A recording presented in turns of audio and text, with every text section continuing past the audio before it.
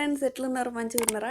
నేను ఈరోజు ఎర్ర తోటకూర టమాటాలతో కర్రీ చేసి చూస్తున్నానండి. టేస్ట్ మాత్రం చాలా బాగుంటుంది. మనం పిల్లల లంచ్ బాక్సుల్లోకైనా ఇంట్లో వాళ్ళకైనా చేసి పెట్టేయచ్చు.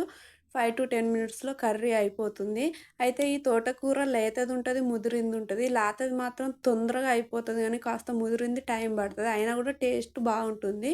ఈ ఎర్ర తోటకూర మంచిగా ఏరి కట్ చేసిన తర్వాత మంచిగా నీట్‌గా కడుక్కొని పక్కనుంచుకోవాలి. టమాటాలు, పచ్చిమిర్చి కూడా కట్ చేసి పక్కనుంచుకొని స్టవ్ పైన ఇప్పుడు ఒక గిన్నె పెట్టేసి అందులో కాస్త ఆయిల్ పోసి ఆయిల్ మంచిగా వేడైన తర్వాత ఎప్పటిలాగా ఇలా మంచిగా పోపు పెట్టుకొని పచ్చిమిర్చి వేసి కాస్త సాల్ట్ వేసి ఆ పచ్చిమిర్చి మంచిగా ఫ్రై అయిన తర్వాత కాస్త పసుపు వేసుకోవాలండి. పసుపు వేసి ఒక్క 1 మినిట్ ఇట్లా ఫ్రై చేసిన తర్వాత ఈ తోటకూరని మొత్తం నిండుగా పెట్టుకోవాలి. మనకు తోటకూర ఎక్కువ అనిపిస్తది గానీ అది ఉడికినాక మాత్రం అడుగున పడతది.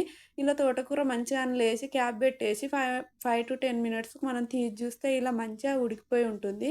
ఇలా ఉడికినాక మరొకసారి కలిపి మనం కట్ చేసి పక్కనుంచిన టమాటాలు ఉన్నాయి గదా! అవి గూడా వేయాలండి. అవి వేసి మరొకసారి క్యాప్ పెట్టేస్తే సరిపోతుంది. మనకు మరో 5 మినిట్స్‌కి కూర మొత్తం మంచిగా ఉడికిపోతుంది. టమాటాలు గూడా పైనుంచి పైన పొట్టు పోయి చాలా మంచిగా జ్యూసీగా ఉడికిపోతాయి గదా! అప్పుడు మనకు టేస్ట్‌కి సరిపడా సాల్టు, అవసరమైతే ఇంకాస్త మిరప్పొడి వేసుకొని, కాస్త ధనియా పౌడర్ వేసుకొని మంచిగా కలుపుకోవాలి. ఇలా మంచిగా కలుపుకున్న తర్వాత ఇప్పుడు కాస్త వాటర్ ఉన్నాయి గదా! ఆ వాటర్ మొత్తం ఇనికేలా మరొక 5 మినిట్స్ పెడితే సరిపోతుందండి. ఈ కర్రీ మనకు రెడీ అవుతుంది. ఇలా 5 మినిట్స్ క్యాప్ పెట్టేసి స్టవ్ పైన ఉంచిన తర్వాత ఇలా క్యాప్ తీసి చూస్తే మనకు ఆ వాటర్ మొత్తం పోయి కాస్త ఆయిల్ పైకి తేలుతుంది కదా! అప్పుడు మనం కాస్తంత కొత్తిమీర కూడా కట్ చేసుకొని ఈ కర్రీలో వేసుకొని స్టవ్ ఆఫ్ చేస్తే ఈ కర్రీ చాలా అంటే చాలా బాగుంటుంది. అన్నంలోకైనా, చపాతీలోకైనా చాలా టేస్టీగా కుదురుతుందండి.